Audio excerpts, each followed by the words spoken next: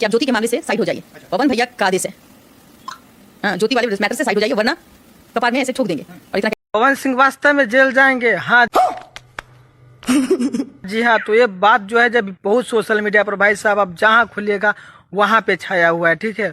और ये झमकौला से हुई, अरे कहाँ पर गवार इडियट, इसी के बिहार को बदनाम करने, बिहार को बदनाम करने वाला ये लोग है। ये बताइए, ये जो न्यूज है ना, पूरा इंडिया के जो भी चैनल, बड़े बड़े चैनल पर इस पे न्यूज आ रहा है, ठीक है। और ये न्यूज इसलिए है, बता दूं, ये जो है जो पवन सिंह और ज्योति सिंह का मैटर में एक कॉल रिकॉर्डिंग वायरल होता है, ठीक है, ज्योति सिंह का, और कोई रहता है संतोष सिंह, उसके नाम से एक कॉल रिकॉर्डिंग वायरल होता है।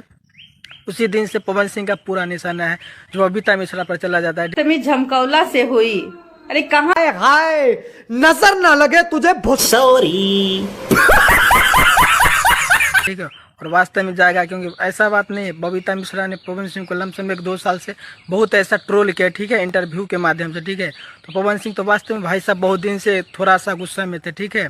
लेकिन अब जाके लगता है, अब इसका मैं भाई पूरा सच तो नहीं बता सकता हूँ, लेकिन जो पवन सिंह पर एलिगेशन लगाया जा रहा है कि जब बबीता मिश्रा कहीं पे जा रही तो वहाँ पे 2-4 लड़के गए और उस कान में कट्टा सटा करके और बोले क्या से, पवन सिंह और ज्योति सिंह के मैटर में बोलना छोड़ दो, नहीं तो वो जान से मार दूंगा। तब बबीता मिश्रा ने पटना के कोई थाने उसमें FIR किया है और बोला है पवन सिंह के ऊपर जो उस पर आरोप में है कि पवन सिंह ने मुझे जान से मारने की धमकी दिवा रहे हैं कोई लड़का से, ठीक है, से पवन सिंह और ज्योति सिंह मैटर में।